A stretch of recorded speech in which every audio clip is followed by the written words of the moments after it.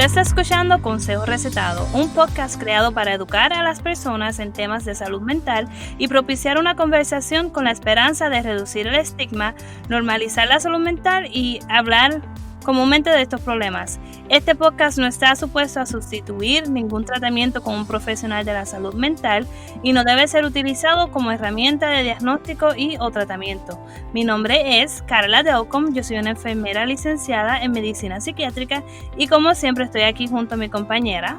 Hola, yo soy la doctora Paola García, psicóloga clínica, y hoy tenemos como invitada nuevamente en esta serie de maternidad y paternidad a nuestra colega trabajadora social forense, Sacha Mane. Muchas gracias por la invitación a otro viernes. Hola.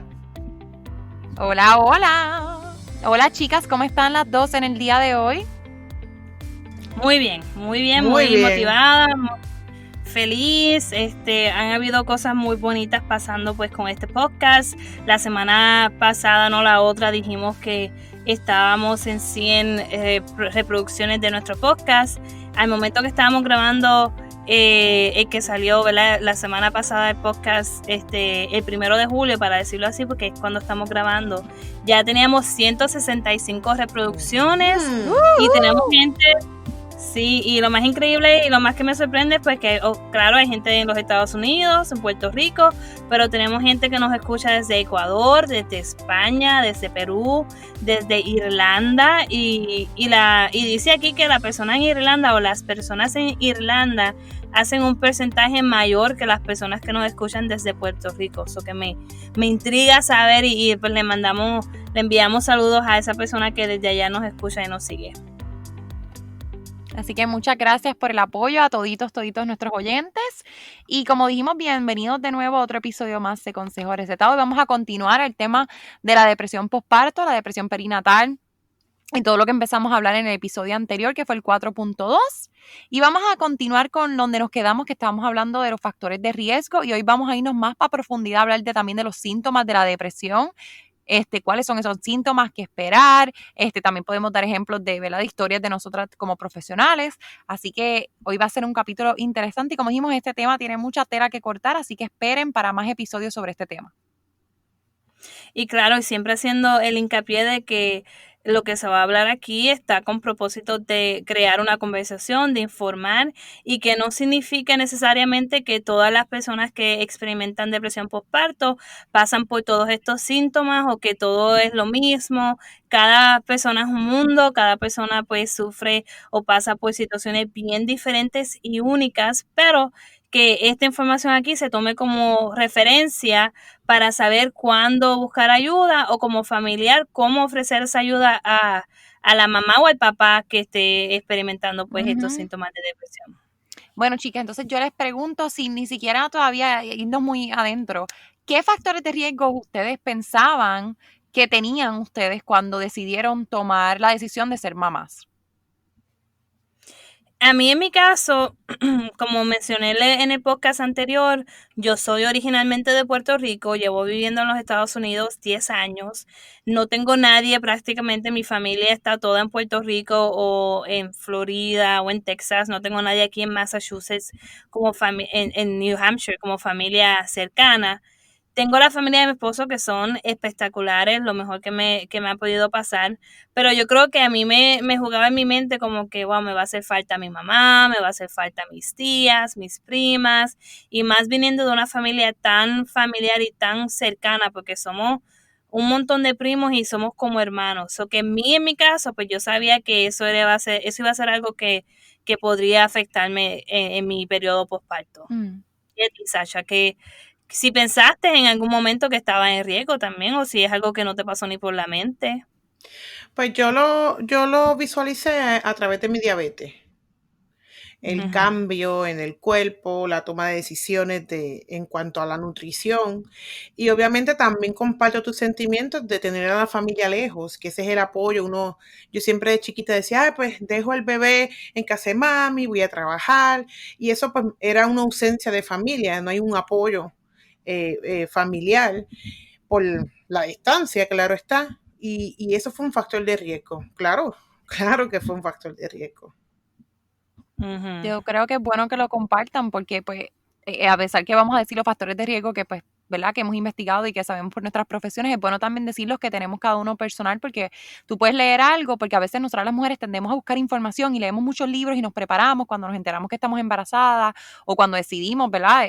Empezar a buscar bebé. Y una de las cosas que pasa es que vemos todos estos factores de riesgo y decimos, pues esto es lo que me va a pasar, esto es lo que me va a pasar, y no pensamos que puede haber otro que sea único de cada persona, porque todos somos únicos y no experimentamos las cosas de la misma manera.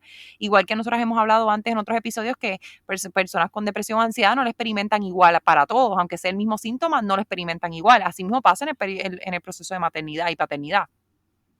No, y que muchas veces en el proceso de planificación familiar, como hablamos en 2 podcasts anteriores, ¿verdad? Que tú, Paola, estás en ese proceso.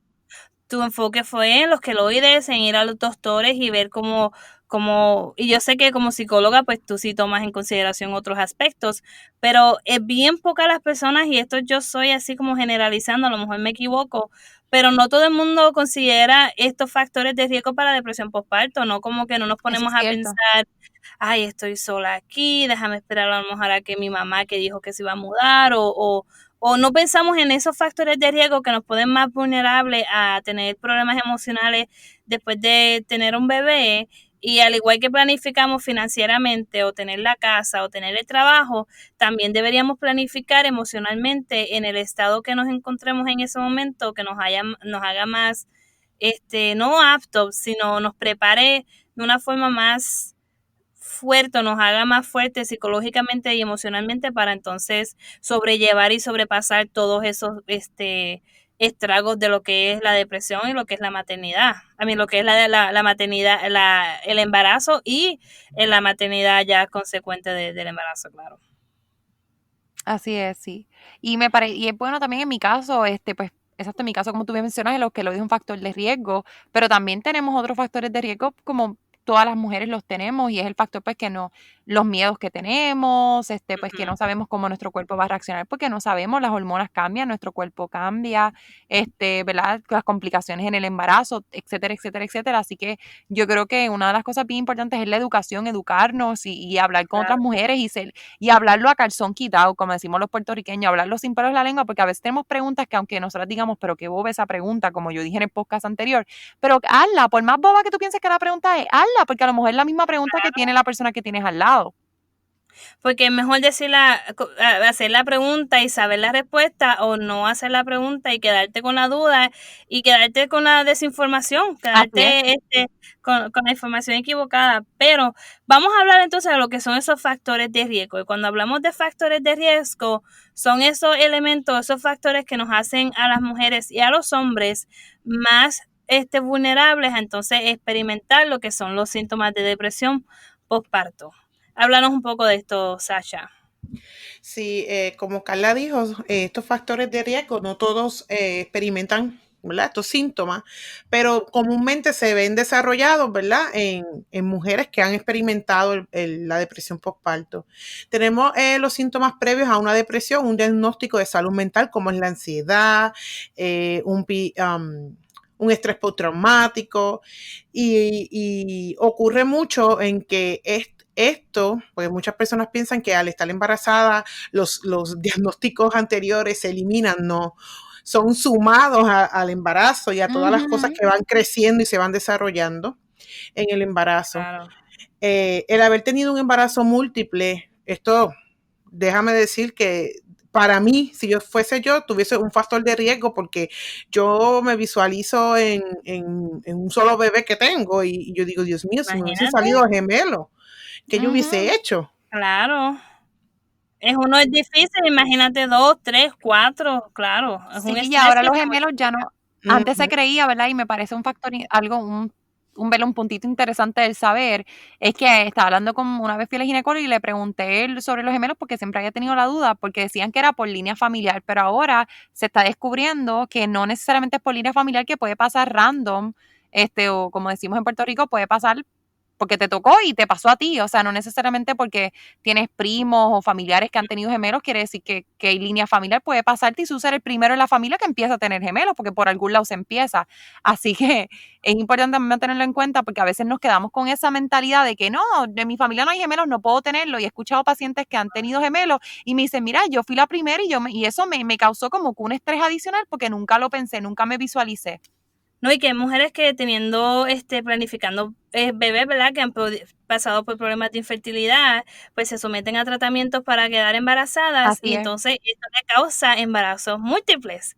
Entonces cuando ya tú le añades que a lo mejor esa persona ha tenido múltiples abortos naturales o como en el caso anterior, pues o que tuvo un bebé que haya nacido fallecido y siguen con esos problemas de infertilidad, que entonces tengan 2 o 3 bebés de golpe, claro que eso va a añadir otra layer, otra capa de estrés para esa mamá. Definitivo. Sí. También está lo que es el estatus matrimonial. Nosotras hemos compartido nuestras experiencias y estamos dentro de un matrimonio, ¿verdad? Podemos decir saludable, pero podemos imaginarnos a una mujer que en su estatus con su pareja no sea positivo, no sea saludable. Podemos imaginarnos cómo pasar un embarazo con una situación, ¿verdad? Familiar, de pareja, o que muchas veces tienen embarazos y el hombre se va. Vamos a ser sinceras, ¿verdad? Ocurren estas cosas Ujú. yo pienso que es un factor de riesgo ahí muy, muy alto. No, y cuando hablamos de estos factores de riesgo, esto es basado científicamente en lo que se ha comprobado que sí es un factor de riesgo, pero también cuando uno usa también la lógica y el sentido común, una mujer que está embarazada y el marido es abusivo o el marido le está haciendo infiel porque entonces ella está embarazada y la relación cambia, ya naturalmente esa persona se va a sentir deprimida, triste, traicionada, que entonces todos los cambios hormonales, claro, eso la va a poner a esa mujer en una posición aún más vulnerable y eventualmente desarrollar una depresión postparto. También hay que considerar, cuando hablamos de estatus matrimonial, personas que quedan embarazadas en un one night stand, en una sola noche de pasión, Sí, o sea, que fue como que, pues, yo no tomé la decisión claro. y metimos mano y salí embarazada y ahora qué, o personas que pues lamentablemente son violadas o abusadas sexualmente, Ujú, así que todos estos son otros factores adicionales que ni siquiera estamos entrando en detalle con ellos, pero que claro. también hacen una diferencia bien grande. Sí, sí, wow. Qué bueno que traes eso porque a veces esas personas en cuestión, y esto pues va a uno de los otros factores de riesgo que es embarazo adolescente, si es en cuestión de, qué sé yo, una decisión equivocada o una impulsividad, que no tenía mucha información, entonces esa muchacha queda embarazada y no necesariamente tenía una relación con el papá del bebé, no sabe Ujú, el nombre, no sabe el número de teléfono, así es. pues ahí, y para que la gente vaya entonces entendiendo y creando entonces su concepto de lo que son factores de riesgo, son elementos y cosas que hacen a esa persona o a papá o mamá más vulnerable a desarrollar estos síntomas. Así es. Y eso es básicamente lo que son lo que estamos hablando aquí de factores de riesgo. Sí, también tenemos el poco o nulo soporte familiar. Es una persona embarazada que su familia no tiene apoyo, ¿verdad? De su familia, o no tiene, ¿verdad? Familia. Y eso es bien importante porque cuando uno está embarazada, uno quiere compartir muchos síntomas, muchas experiencias, muchas citas médicas que ocurren y uno quiere ir con esa persona que le dé apoyo. Y encontrarse en una situación donde uno no encuentra esa persona que te apoye, ya sea porque no desean o no están de acuerdo con el embarazo, con la Claro, pareja o con muchas otras cosas, afecta. claro, Definitivo. claro. No, y que eso lo vemos muchas veces en problemas o con la suegra o con el suegro. Yo tengo una paciente en particular que ella me dijo que el suegro de ella es abusivo no solamente con ella, pero también con su esposo, o sea, con Wow. el hijo de él, y verbalmente. Eso que cuando ella tuvo a su bebé, pues este señor era verbalmente abusivo, ella no hacía nada bien, ella buscaba una crítica donde pudiera este señor. Y eso, pues, Wow. obviamente es algo, otra cosa que lamentablemente se ve y es tan feo cuando pasa, porque es como que no debe pasar, y por eso No. es importante entonces hablar y traer luz de estas situaciones, porque a veces uno como familia no sabe el daño tan grande que uno le hace a un familiar por las cosas que dice o por las que no dice o por el apoyo que no da, de no estar ahí, no llamar a la persona que está embarazada, necesitas algo, cómo te sientes, Ujú. cómo te ayudo, cómo te apoyo. Y pues crear conciencia en ese aspecto. Y más sabiendo que si tienes una hermana, una prima o un primo que ya tuvo síntomas de depresión en el pasado y ahora está embarazada, este es el momento que esa persona te necesita más que nunca. Y si pues aquí en este caso le estamos hablando a los familiares que esto es para ti y para usted, pues crear esa conciencia y saber entonces qué hacer o cómo mejorar la situación. Una de las cosas que voy a tocar en el punto de factor de riesgo ahora como adolescente, yo no sé si ustedes en Puerto Rico escucharon mucha gente que decía, si aquí tú me llegas embarazada, te vas de la casa. Y yo pienso que eso es Sí, una muchas presión, veces. sí, es una presión muy grande para ese adolescente que está pasando por un embarazo y muchas veces llegan a la ignorancia de llegar a ocultarle el embarazo a sus padres. Sí. Y he conocido personas que se han puesto fajas y que, También. como dicen por ahí, reventó la barriga a los 7 meses y nunca tuvieron ni cuidado prenatal, ni tuvieron conciencia de lo que implica un embarazo. Y los bebés entonces nacen con lo que sería entonces las consecuencias de usar una faja, de ocultar el embarazo, de no darse servicio, de no contar con un apoyo. Y es bien importante que la familia y las personas que están ligadas a una embarazada tomen en cuenta que lo que nosotros, como dice Carla, lo que decimos, lo que callamos o hasta las cosas que hacemos son cosas que aportan o no a un embarazo. No, y para ir más allá, esos papás o mamás que sí fueron extra y sí expulsaron a la adolescente de la casa Ujú. y sí le quitaron el apoyo y sí esta muchacha ahora se encuentra en una situación que está homeless o sin casa, sin hogar, por la calle caminando, sin comida, sin techo, embarazada, que sí hay casos, que sí existen, que yo he Tristemente sabido de sí. eso. Pues, claro, es un factor de riesgo, yo creo que número uno, sí hay que poner algo. En mi caso como trabajadora social tuve una paciente que ya no quedó embarazada, pero ella tenía un novio ya de años y su familia estaba en desacuerdo de que tuvieran una relación y mucho menos que llegaran a casarse. Yo me acuerdo que en muchas Mm, ocasiones tuve que aconsejarla porque, ¿verdad? Y darle terapia de cómo entonces esa familia, los pensamientos de la familia, las formas en que actúan, muchas veces afectan la relación de estas dos personas, porque a veces pensamos que porque tienen problemas mentales no están aptos para tomar decisiones. Y ellos ujú. decían, mira, mis papás no quieren que yo tenga más hijos por mis problemas mentales y porque mi pareja tiene problemas mentales. Y uno dice, pero tú puedes vivir una vida independiente, una vida saludable.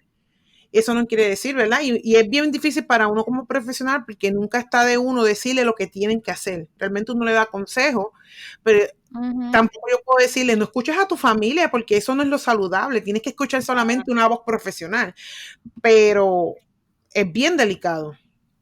Así mismo es.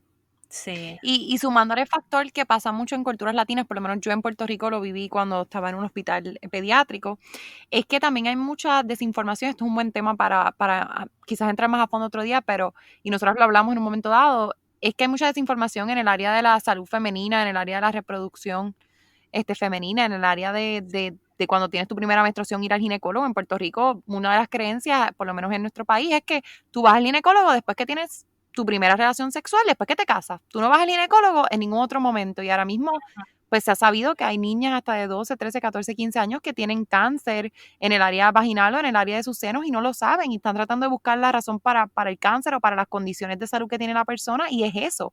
Así que yo creo que Ujú. uno de los consejos que yo les puedo dar a los oyentes en el día de hoy es que no importa tu edad, si ya tú tuviste tu primera menstruación, es bueno que lleves y te cheques y verifiques que todo esté funcionando y todo esté pasando de la manera correcta y tu cuerpo esté reaccionando a ese cambio de la manera Ujú. apropiada porque uno nunca sabe. Así que siempre es bueno y no tener esta mentalidad que porque ir al ginecólogo quiere decir que tu hija perdió la virginidad o tú estés otro revolú que no es. Ay, Dios mío. Y este tema, a mí como que ya lo sentí, como que me empezó a correr así de los pies hacia la cabeza. Te subió, te subió. Me subió porque yo nací y me crié en esa cultura y creo que es algo que a lo mejor la gente hispana que nos escucha se puede relacionar porque es la religión también. Muchas veces Ajá. el catolicismo, la religión, que yo no tengo nada en contra de la religión porque yo soy bien espiritual, yo soy cristiana en mi vida personal, yo creo en Dios y yo tengo una relación bien especial con Dios. Pero nacer y criarse en esta cultura, número uno, pone a las mujeres como segunda clase. Ujú. Tú te callas, tú no hablas, el hombre va primero, y no es algo que se habla directamente, pero es como tu lugar en la sociedad y el que Sí. te dan. Tú no estás supuesta a hacer ciertas cosas porque eso es de hombre. Tú no lavas carros, si tú tienes esposo, el esposo o el novio es el que lava el carro, es el que saca la basura, tú estás dentro de la casa limpiando, cocinando, y se sabe porque yo he sabido de familia, yo le doy gracias a Dios que no tuvo un hermano porque sé que me hubiera pasado así en mi casa, a pesar de que mi mamá es una mujer y era una madre soltera, ella sí tenía esa mentalidad medio machista porque a veces a lo mejor decía, pero ¿y qué tú crees? ¿Tú te crees que tú eres un hombre? O cosas así.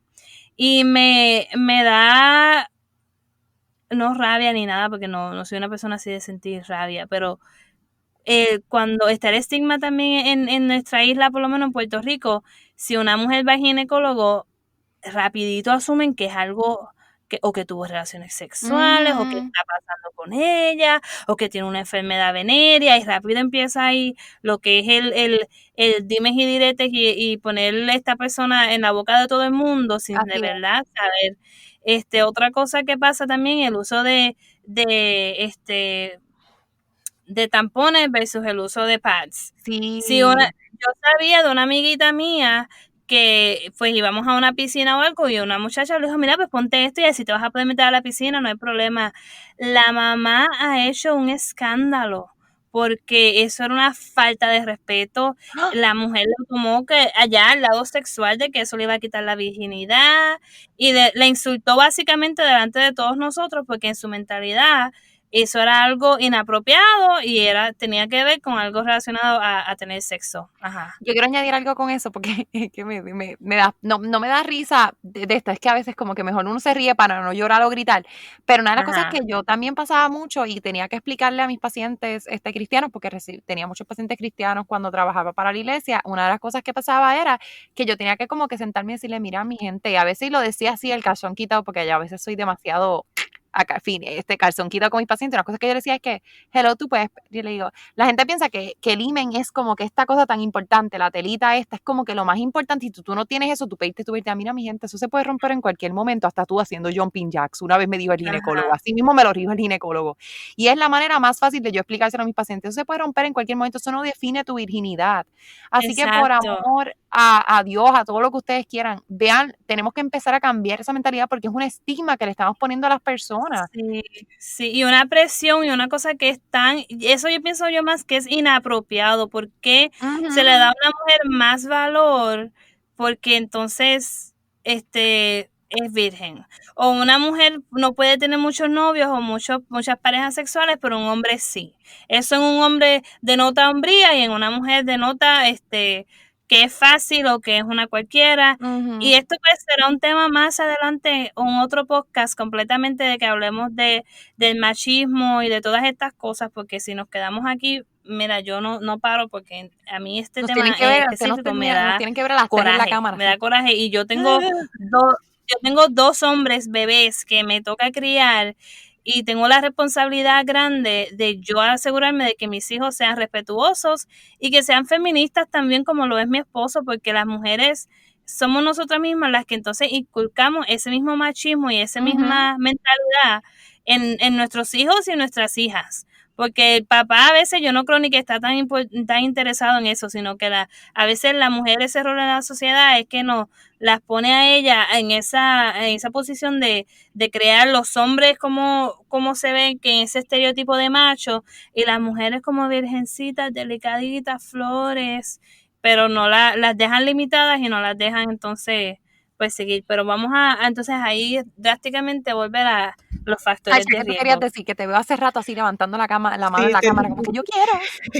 tenía que decir que nosotros venimos de una cultura que nos gusta ay, mira, juzgar mucho, mira fulana, mira esto.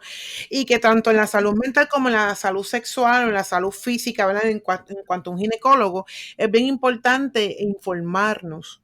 Así ¿Por es. qué? Claro. Porque a veces las mujeres tienen su primera menstruación y no es hasta la adultez que se enteran que tuvieron endometriosis o tuvieron Ujú. quistes o tuvieron otras dificultades que o surgen en la adolescencia. No, y yo digo esto y yo digo con todo el respeto porque yo a mi familia yo la amo y la adoro. Y yo creo que lo voy a decir porque sé que hay muchas personas que a lo mejor están en mi misma situación. Yo creí, a mí me crió, gran parte de mi crianza fue parte de mi abuela. Mi abuela era una señora que era católica, apostólica y romana. Esa señora iba Así a la era mi abuela. iglesia del sí, ella vivía, no vivía en la iglesia porque no era que estaba ahí todo el tiempo, pero era una mujer de fe y ella iba a todas las misas que ella pudiera ir, especialmente en Navidades, que están las misas de las 5 de la mañana. Y Ay, me sí, gustó la eso misa de porque gallo. ella me inculcó muchísimo de ese temor a Dios, de ese respeto a Dios y todas esas cosas. Pero yo me acuerdo, y no fue algo que ella me dijo personalmente, ¿no? Ella nunca lo verbalizó. Pero en mi familia, yo crecí pensando que la palabra menstruación era casi una mala palabra. De Y verdad. yo nunca, hasta yo ahora mismo diciéndola, yo me siento que es como que no es una palabra que yo me siento cómoda diciéndola. Y yo me acuerdo que cuando a mí me llegó mi primera menstruación, yo no me sentí cómoda y yo siempre, yo creo que hasta los otros días yo le decía lo de las mujeres. Me llegó lo de las mujeres. Y yo nunca le podía decir la palabra menstruación porque nunca hubo un ambiente que yo me sentía segura de expresarlo o de hablar de estos temas porque o era tabú o tú no hablabas de eso o cállate. Y yo creo que con mi mamá fue un poco más abierto, pero tampoco, y no estoy apuntando dedos ni nada porque es algo cultural, no se habla Ujú. de esto. Exacto. Y las mamás que a veces lo hablan las tiendan como liberales, que mira, no, que tú no dices eso. Pero yo la educación que recibí de las toallas sanitarias fue en la escuela, de que nos dieron esta bolsita con DH, toallas sí. sanitarias y nos dijeron, y yo me acuerdo que esto, una parte bien graciosa que yo tuve con mi mamá y con mi hermana en el carro, yo les dije, ay, yo me lo voy a poner y pues voy a orinar a ver cómo sirve. Y como que nos reímos, pero ahí se acabó la conversación. Nunca más, como que no se me dijo, esto es lo que va a pasar, esto es lo que debes esperar, porque siempre es como que... Y entonces otra cosa para decir, que sé que pues tenemos que movernos, pero cuando te llega la menstruación, las tías o las hermanas y las primas se llaman para entonces decir, ay, mira, le cantó el gallo a la muchacha. A mí yo no sé por qué, eso a mí yo siempre yo creo que para las mamás en mi familia era algo como de orgullo, pero también era como que a mí no me hablaron de eso, pero entonces ahora todo el mundo sabe que me llegó. Ajá, Como que exacto. ahora todo el mundo sabe que ya soy mujercita o que ya soy una señorita. Y como que Literal. como que nunca me cuadró en mi mente. No, y hablando de este tema que podemos seguir con el otro día, pero otra cosa que quiero añadir es que también tenemos mucho miedo, ahora que tú mencionas el miedo a decir la palabra menstruación, tenemos miedo a decir la palabra seno, vagina, vulva, o sea, yo me acuerdo que Sí. cuando yo tenía ya 20 y pico de años, yo le decía y mis amigas me decían, ay, nena, no, la loli, o la otra Ah, cosa, o sea, era como que la cosita de la nena, como que mis amigas, o sea, todas ya adultas de 20 y pico de años, o sea, sí, todas sí. decíamos lo mismo y todavía a los 29 años a veces hablamos y es como que yo lo digo y me dicen, ay, Paola, y yo, pero es que yo lo tengo que decir, a lo mejor es porque pues en mi profesión pues lo tengo que hablar de calzón quitado con los pacientes, pero al mismo tiempo Ajá. hay que decirlo porque eso tiene un nombre y tienes que explicárselo bien a los niños, no decirle el pajarito y el gusanito y la madre de los tomates, o sea, decirle con el vocabulario que es porque puedes evitarte un montón de cosas cuando hablemos de verdad del tema de Sí, abuso sexual y todo esto, cuando los niños saben las palabras adecuadas sí. pueden expresar mejor sus miedos o situaciones como esa. Así que es importante, pero vamos a movernos porque si no seguimos aquí ya le hemos Pero hablado. rapidito, porque sí tengo que hacer un paréntesis, porque cuando dijiste, dijiste esas palabras, yo entiendo como enfermera y profesional, pero la Carla que se crió en Puerto Rico de 15, 16 años, de 20 años, abrió los ojos como que, ¡oh! ¡Ay, Dios mío! Pero esas son las palabras Esas son y las pues palabras. pedimos disculpas si usted escuchó esas palabras y rápido hizo como que esa persona interior como que Dijo brincó Jesús, así María y como José. que, ajá, de susto. Porque y eso es lo que queremos crear con este podcast, que es crear esa conversación, ser más abierto de estos temas, porque cuando tenemos la información correcta, pues como decimos, no hay estigma, no hay miedo, hay más clarificación en todo y pues Paola está 100% correcto en todo lo que dijo. Hasta yo misma tengo que check my bias, porque yo como, ¡ay! ¡Ah! Cuéntanos, Sacha, ¿qué más son Sí. esos factores de riesgo para irnos terminando porque nos envolvimos con uno? Pues mira, podemos hablar también de la pobre planificación familiar. Y esto entra en que yo tengo 2 hijos y mi esposo no quería un tercero, por ejemplo, y cuando llega el momento nos sorprendió un embarazo y es como que, ¿y ahora? Tenemos un tercero, no era lo que esperábamos. Y más allá de echarnos culpas unos con los otros, es ¿qué yo voy a hacer ahora si mi planificación era solo tener 2?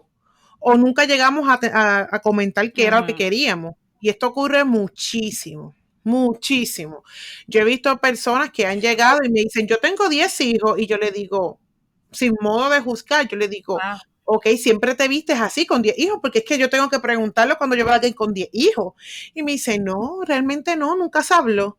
Y esas cosas suceden porque no buscamos información, no Exactamente. buscamos métodos de nosotros a veces cuidarnos por eso, por la ignorancia y cuando digo ignorancia, no ofendo a nadie, ignorancia es la falta de información. ¿Estabas diciendo, Carla? Y también, o sea, a veces no, a mí me encanta eso que Sacha dice, porque a veces no lo hablamos con nuestro propio esposo antes de casarnos. Yo siempre he dicho que es importante cuando tú tienes una relación con una pareja, ya sea que vas a convivir, que te vas a casar, la decisión que cada cual tome, tienen que hablar si la persona quiere o no quiere hijos, si la persona, cuántos hijos quiere, si se ve solo con uno, si se ve con 2, porque hay hombres que a veces pues no lo han pensado y dicen, pues mira, no lo pensé, pero mira, más o menos con 1, o mira, más o menos con 2. Por ejemplo, mi hermano, hola Javi, una de las cosas que él dice es que él no quiere tener hijos, y él lo dice bien claro a sus novias, él dice, yo no quiero tener hijos, pero siempre hace la canción, maybe a los 40 años tenga 1 nada más, y se acabó. Así que yo creo que eso también es importante porque a pesar que uno piensa que los hombres no piensan estas cosas, he escuchado mujeres decírmelo, ay, es que eso no se pregunta porque a ellos no les gusta hablar de esas cosas y eso es como que muy psycho. Mira, no es el psycho, mi gente. Tienen que preguntarlo porque a veces tú te casas y el hombre o la mujer tiene otra manera de ver la maternidad o la paternidad y tú no lo sabías, entonces te casaste y vienen los problemas porque entonces él no quiere tener hijos o tiene miedo o te da excusas para no tenerlos, entonces tú estás aquí como que, ay, pero yo quería... Hello. No, que piensan, ay, lo voy a cambiar o lo voy a convencer. Exactamente. Si desde antes de casarse te había dicho que no quería tener hijos, ya entonces, y tú quieres tener hijos, ya se nota ahí que hay mentalidades diferentes. No porque a lo mejor sí la persona puede cambiar de opinión, pero ¿y si es una persona que no cambia de opinión?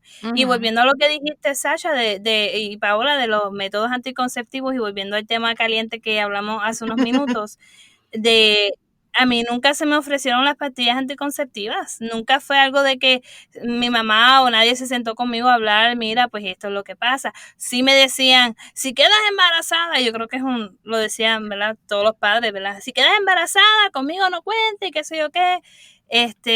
Pero como que no es algo cultural, por lo menos en Puerto Rico, y me atrevo un poco más a decirlo así en Latinoamérica por el factor de ese de la religión y de la cultura, así como es, de que no son temas cómodos en las familias de hablar.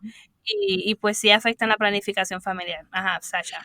Y también podemos hablar allí como es el costo, porque las pastillas, ahí existen muchos métodos anticonceptivos, lo que le llaman el DIU, que es la T, que es conocido también, los condones, y es como que muchas personas desconocen y buscan información porque dicen, es que eso es caro, o es que eso en mi casa nunca se me enseñó, y ocurre... A veces ocurre en que he escuchado parejas que dicen, es que yo le dije a mi esposa que chequeara las pastillas porque ella olvidó la pastilla y por eso quedamos embarazados. Y siempre existe como que la culpa de ese embarazo. No, y que a veces, yo me acuerdo en la universidad, una muchacha nos contó que ella estaba tomando pastillas anticonceptivas y en el caso de ella era por algo desajustes hormonales que ella tenía. Pero me acuerdo como hoy que todo el mundo hizo, ay Dios mío, esta dijo ya públicamente que está tomando pastillas anticonceptivas y todo el mundo se fue.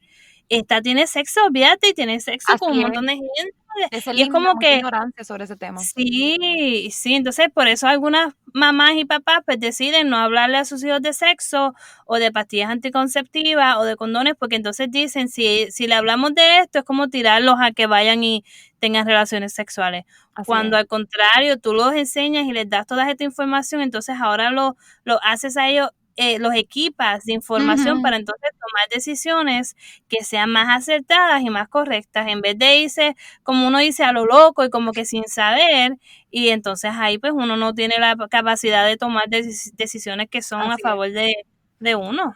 Sí, Pero exactamente. este tema es muy interesante, Sí.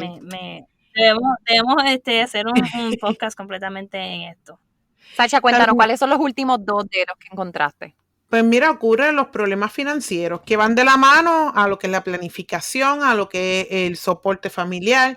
Cuando no hay una buena planificación familiar, yo no me puedo imaginar yo tener un hijo y no poder costear los gastos porque créanme, un hijo genera gastos. Una vez mi hermano me comenta, Sacha, tú no te puedes poner a comprar mucho porque tú no sabes si eso le va a servir, le va a dar alergia. Y créanme, cuando uno tiene un hijo, uno se da cuenta que ese bibi no le sirve, que esos pampers no le funcionan, que esos chops le dan alergia, que ese jabón no puede utilizarlo. Y son unos gastos financieros que yo creo que no hay. Eso es para toda la vida. Y los problemas lactando al bebé. ¿Ibas a decir algo, Paula? Sí, no, y que hablando de los problemas financieros, algo que también a veces las personas no piensan es que, como Sacha bien dice, o sea, tú no sabes qué va a tener el bebé, qué no va a tener, cómo va a ser tu preparación, porque no todo funciona igual y todo el mundo o sea, el bebé de todo el mundo no necesita lo mismo, así que yo creo que eso es una buena aclaración que lo haga. No, hay que la calidad de vida que tú quieras entonces darle a tu bebé, no es lo mismo que tengas uno o dos y entonces puedas vivir, pagar tu casa, pagar las cosas que tengas que pagar, más proveerle a esos niños con las cosas básicas, porque tampoco es que uno dice, llevarlos de vacaciones o ponerlos en colegio, con proveerles un lugar seguro para vivir o un lugar que no haya violencia. Ajá, Paola. Y una de las cosas que ahora me acordé que lo quería decir ahorita y se me fue, es que yo había leído una vez un artículo cuando estaba haciendo un research sobre el tema, que dice que más o menos uno llega a gastar en la vida de sus niños hasta $1,000,000 sin darse cuenta desde que el niño nace desde que estás embarazada hasta que el niño cumple 21 o 22 años, que es más o menos la edad en que ya pues es adulto y pues uno lo suelta entre comillas. Sí, Así que es ajá, mucho exacto. dinero, sí. Y si eso le añadimos un embarazo múltiple, poco support familiar, pobre planificación y todos estos problemas, bueno, el factor de riesgo yo digo que es como, los factores de riesgo son como una bola de nieve que va creciendo y creciendo y creciendo. Y si uno no lo Así trata, es. sigue en ese trayecto. Y el último factor que tengo acá, ¿verdad? Que fue del research que se hizo, fue los problemas de lactando al bebé. En el podcast pasado yo mencioné que eso es algo que a la mujer afecta mucho porque siempre va con la mente de que, tenemos que lactar al bebé, además de que uno se ahorra dinero, Carla podrá decir, yo tuve Demasiado, problemas sí. para lactar. Yo tuve problemas porque no producía lo suficiente para mi bebé. Y ocurren tantas incertidumbres, tantas dudas y tantos problemas que a veces uno piensa, no, te pegas al bebé y ya. No, ocurren muchas situaciones. Y si eso le sumamos la planificación familiar y vuelvo, lo financiero, Así es. no acabamos. No, y que cuando uno no puede hacer eso, te llega la culpa, te llega que la gente te juzga de por qué le estás dando fórmula al bebé. Y no saben el trasfondo, no saben si es una decisión que tú tomaste por cuenta propia o porque no te quedó de otra, porque como en tu caso no produciste suficiente leche. Y es algo Sí. que como factor de riesgo, claro que le da a las mamás y a los papás también un estrés adicional que no los permite entonces a ellos tener esa estabilidad emocional para entonces encima de eso afrontar todos los otros estresores que van Así es. a raíz de tener un bebé. Pero entonces, vámonos un En poquito a mi lo que son los caso, mi síntomas. esposo siempre me... Ah, ok. Ajá. No, dinos que tú... No, que en mi caso, mi esposo siempre me apoyó como que, Sacha, mira, si no funciona, no te estreses, eso no te afecte. Porque realmente hoy en día la fórmula, no estoy diciendo que la fórmula equivale lo mismo, pero sí tiene muchos nutrientes que antes, en los años que tal vez nuestras madres no tuvieron, no tenían. Y fue bien fuerte enfrentarme a la decisión de, ok, no lo voy a intentar porque me está frustrando, no estoy llegando a ningún consenso, mi hijo está sufriendo, yo estoy sufriendo. Inclusive un compañero de trabajo le preguntó a mi esposo, ay, ¿y tu esposa cómo le va con la lactancia? Y le dijo, no, y él lo juzgó a él, como que, ¿por qué tu esposa no le da seno? ¿Por qué no le da pecho? Y él dijo, mira, realmente esto es una información que yo no tengo que tocar aquí, y segundo, que eso es una decisión que tomamos como pareja, pero sí ocurre. Sí ocurre. Claro. Hay muchos tipos. No, y lo sé porque a mí, y yo lo he dicho ya en diferentes podcasts, yo me considero bendecida porque desde el embarazo hasta el parto, la lactancia, todo ha sido casi muy fácil para mí. Pero yo creo que ahorita yo le dije a mi esposo de manera así como pensando, no, cuando yo vuelva a trabajar a lo mejor pues le podemos dar fórmula. Y él me mira y abre los ojos. Y en el caso de él era más por lo financiero. Pero cuando tú le dices eso a un extraño, a una persona, te juzgan porque, pero ¿y por qué? Qué egoísta, como que, pero tú no sabes los beneficios que tiene eso para el bebé. Y yo que exclusivamente lacto a mi bebé, pues sí, qué bueno que yo lo pueda hacer.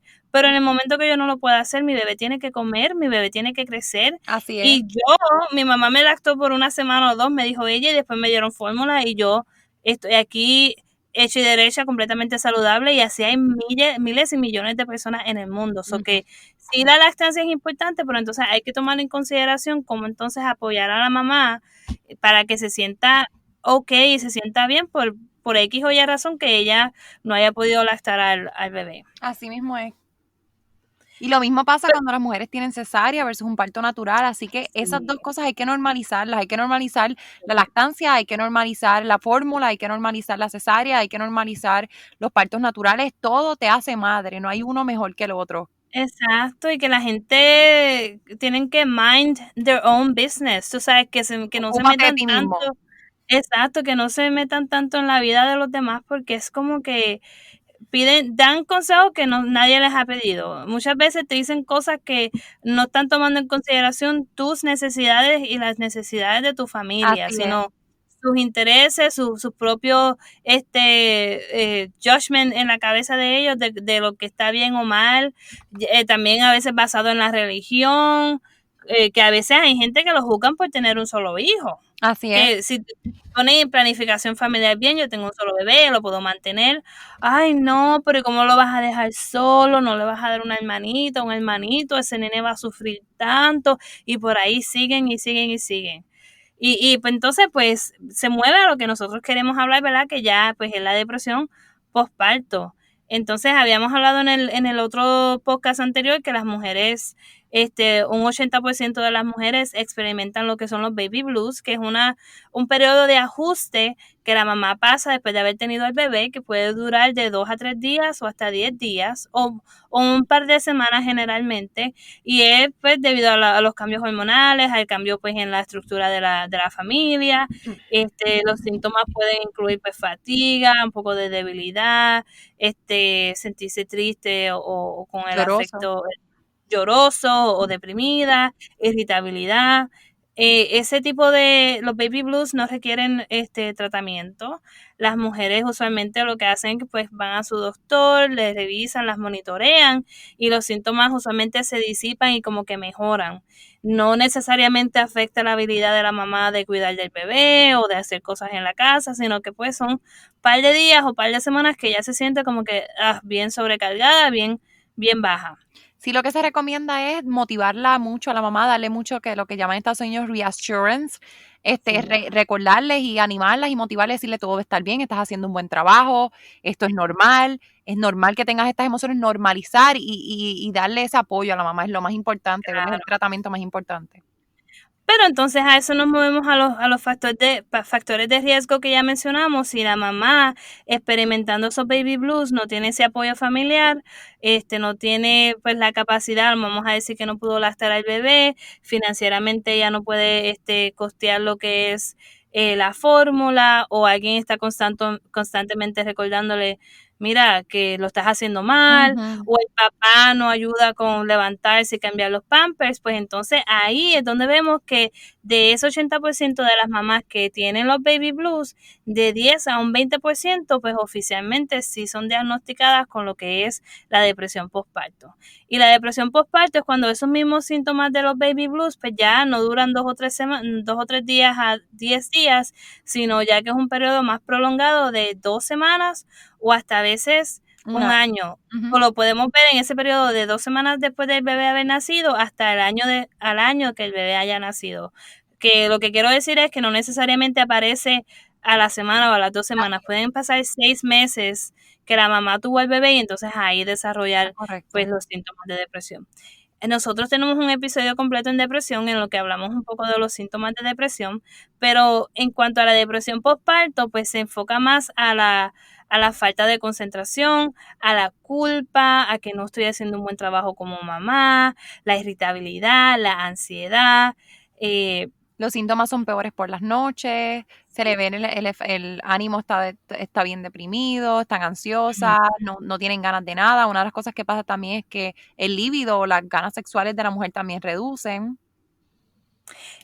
Sí, y eso también no es necesariamente por la depresión postparto, sino que es una etapa como normal, pero sí definitivamente contribuye a la culpabilidad, a que no me siento bien como mujer, y ya en ese momento pues sí requiere tratamiento, y como parte del tratamiento pues vemos la psicoterapia con psicólogos o consejeros, o el uso de medicamentos como lo son los antidepresivos. Entonces, sí queríamos mencionar brevemente que está lo que sabemos, lo que es la psicosis postparto, porque rápido que la gente escucha depresión postparto, la gente se preocupa, ay Dios mío, va a pasar como tal señora que le hizo daño a los bebés. No, es bien rara la vez que una mamá con depresión postparto le haga daño a sus bebés, porque la depresión postparto a veces en su mayoría pues es la ansiedad de que no se sienten cómodas cuidando el bebé o tienen miedo de cómo están cuidando el bebé o la culpa. La psicosis es bien, como digo, como bien poco probable que pase, más rara, y se encuentra en el 0.1% al 0.2% de la población, en este caso de los Estados Unidos, que son diagnosticadas con estos síntomas. Y pues se puede desarrollar de unos 4 o 6 semanas después de haber nacido el bebé. Y cuando es psicosis, ¿verdad, Paola? Los síntomas son, ay, Dios mío, delusions. ¿Cómo se dice delusions? Delirio, la persona puede experimentar delirios, algunas personas en los casos extremos pueden experimentar alucinaciones, tienen muchos disturbios del sueño, pero también reconocemos que el sueño pues es algo que se va afectado durante ese periodo de parto, así que eso es importante mencionarlo. Empieza a comportarse de una manera bastante inusual. Unos de ellos pueden desarrollar esta ansiedad o esta idea o este delirio de que el niño no se puede dejar solo porque algo le va a pasar, o el niño tiene poderes mágicos, o el niño, en casos extremos, el niño pues vino del diablo y es malo y hay que hacer algo porque no es el niño que me debieron dar. Así que crean diferentes tipos de delirio. Y como Carla bien dijo, es el caso extremo, extremadamente extremo, es bien raro. Bien raro.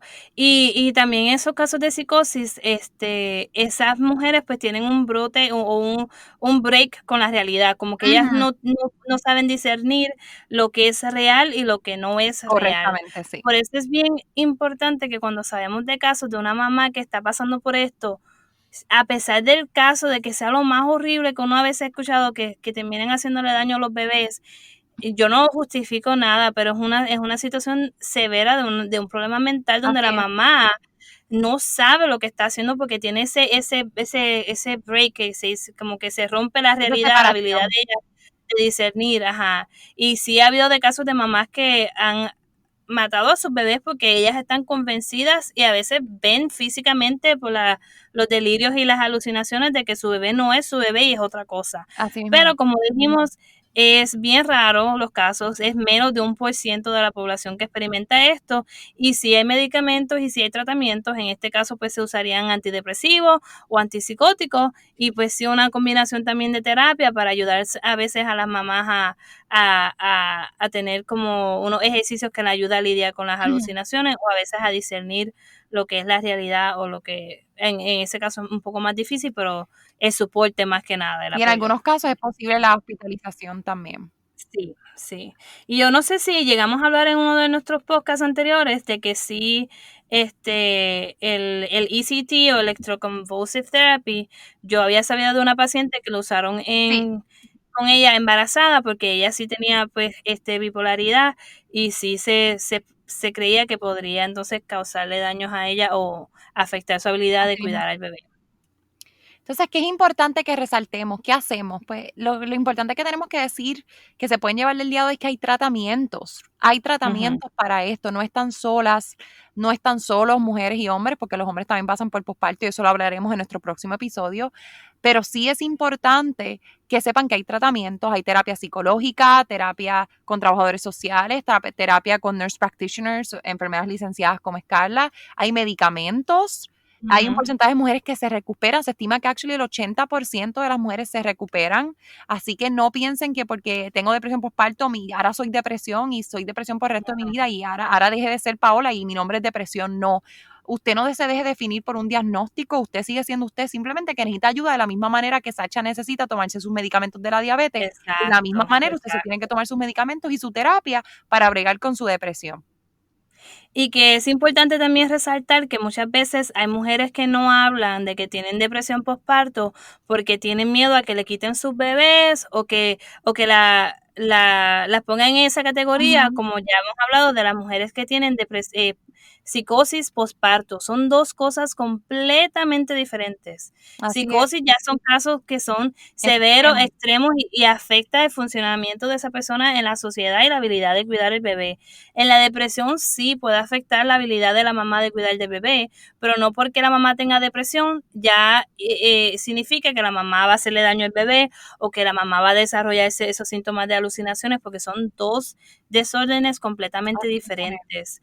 O sea que es importante que cuando empieces a identificar esos síntomas de depresión, ya sea antes de dar a luz o después de dar a luz, hablar con un profesional de la salud que entiende de estos casos, alguien que sea a lo mejor Ujú. quizás especializado, porque muchas veces hasta personas en nuestro ambiente de salud mental no saben a veces esas diferencias porque Yes. no trabajan mucho con esta población de mujeres embarazadas y sí pues levantan alerta y preocupaciones que a veces son innecesarias, Así que mismo la es. mamá a lo mejor lo que necesita es apoyo, a lo mejor medicamentos, pero no necesariamente que se le amenace con quitarle al bebé por miedo que le vaya a hacer algo porque es totalmente Así mismo innecesario es. en Y muchos como bien Sacha explicó, identificar tus factores de riesgo, reconocerlos y tratar de hacer cambios y tomarlos en casos. cuenta también en tu planificación familiar. Así que es bien importante que nos cuidemos, que como mujeres nos empoderemos las unas a las otras, ay, no puedo hablar ahora. Abrimos nuestra boca y decir lo que necesitamos cuando lo necesitamos, que si algo nos duele, decir que nos duele, si algo no nos gusta, decir que no nos gusta, si estamos tristes, decirlo, hay que abrir nuestra boca y decir lo que necesitamos. Así que Ujú. gracias nuevamente por estar en otro episodio de Consejo Rezado. Sé que Carla quería decir algo antes de terminar. No, que como un resumen pequeño, porque el episodio 4.2 y el 4.3, pues sí son lo que abarca lo que es la depresión postparto y toda un poquito, añadimos un poquito de otras cosas más, pero que si necesitan más información, estamos en la era de la información donde Google o puedes buscar artículos que te hablen de lo que es la depresión postparto y que es bien importante, como dice Paola, hablar. Y eso es lo que yo quería decir como nuestro consejo recetado de este episodio es hablar y hablar de cómo te sientes, hablar de tus expectativas, hablar con tu mamá, con tu papá, si estás en la adolescencia o en ese periodo de que se supone que te hablen de cosas de sexualidad, vamos a reducir un poco el miedo, el estigma, el tabú de que, oh my God, no hablemos de sexo, no hablemos de menstruación, porque es lo que eventualmente nos va a evitar muchos problemas en el futuro Ujú. y nos va a hacer más aptos y más capaces, pues entonces de planificar familia y de criar nuestros hijos y de pasar estas situaciones de embarazo y del periodo postparto de una forma más saludable y más llevadera. Así mismo es. Sacha, ¿hay algo que tú quieras añadir a eso? A mí me gustaría añadir que tengamos en cuenta también a quién nosotros le contamos las cosas. Muchas veces buscamos esa persona Así que no es. nos entiende, no nos apoya y es bien importante identificar quiénes son esas personas de apoyo, ya sean familia, hasta el vecino. Pero es bien Ujú. importante encontrar quién verdaderamente es nuestro apoyo. porque a veces Así mismo es. compartimos información con personas que no nos suman, nos restan y nos hacen llevar más y más este agotamiento emocional, psicológico, físico. Ujú. Estamos como para encontrarnos y conocernos, nuestros límites, nuestras prioridades, y yo pienso que cada uno de nosotros debe ser la prioridad de cada uno. Yo soy mi prioridad. Claro que sí. Soy madre, pero yo tengo que ser mi prioridad. Así mismo es, así mismo es. De que por eso a lo mejor es importante empezar estos temas con nuestros hijos cuando son adolescentes, porque la sexualidad es algo que ellos nacen con la sexualidad, de decirles, como dijo Paola, el nombre correcto, hablarles de lo que es inapropiado o apropiado en cuestión de tocamientos o de quién está supuesto a tocarte o no tocarte de cierta forma, porque así uno también aprende a identificar esas personas que son saludables en nuestra vida, que podemos hablar de estos temas que son relacionados a la sexualidad y nos sentimos más cómodos expresándolo, y no porque una persona nos escucha sentimos que podemos hablarle a esa persona cuando a lo mejor esa persona no está equipada mental o emocionalmente para entendernos, escucharnos y a lo mejor darnos un consejo. Así mismo es. Así que gracias, chicas, por compartir nuevamente sus historias en el día de hoy. Gracias a nuestros oyentes por estar con nosotros en otro episodio más. Gracias a Sacha por acompañarnos en esta serie de maternidad y paternidad que cada día se pone más caliente. Y espero que haya sido de su agrado y que hayan aprendido algo nuevo. Recuerde buscarnos en nuestras redes sociales como Consejos Recetados. Estamos en Facebook y en Instagram. Y también me puedes encontrar a mí en mi Instagram a través de doctor.alex_Saidi, PSYD, y a Carla la puedes encontrar bajo. A mí me pueden encontrar como Carla VNP, Carla V de Victoria, NP de Nurse Practitioner, y también nos pueden encontrar en YouTube como Consejo Recetado. Yo tengo una página de internet como Carla V del Cambre, que es mi apellido, que se dice Delcam, pero se deletrea Del Cambre, DELCAMBRE, delcambre.com. Y no olviden en darle share, darle like, darle compartir, porque a lo mejor no te aplica a ti este mensaje, pero a lo mejor alguien al que tú compartas en tu página sí le llega. Y además de eso, también si lo puedes comentarnos en nuestros videos de YouTube o comentarnos en nuestros podcasts y mandarnos mensajitos, que nos encanta leerlos y nos encanta escuchar tus opiniones. Favor. Y también pueden seguir el negocio de Sacha Crespire. ¿A través de dónde, Sacha? Ay, gracias, Paola. A través de Facebook estamos allí. Es una mini corporación que se enfoca en regalos personalizados. Así que si están buscando su camisa familiar, una botella, un regalo de padre, de cumpleaños, de Navidad, estamos por allí. Mire, hasta hacemos las ideas que ustedes tengan en su mente. Perfecto, así que no se pierdan el episodio 4.4, que vienen nuestros maridos a hablar de lo que es la decisión de ser papá, cómo se sienten después de tener bebé, la depresión postparto, la tristeza, la alegría, el enojo, la irritabilidad, todo eso con las voces masculinas de nuestra vida. Así que no se lo pierdan la próxima semana, y obviamente nosotras tres estaremos aquí de nuevo en otro episodio más de Consejos Recetados. Bye. Bye.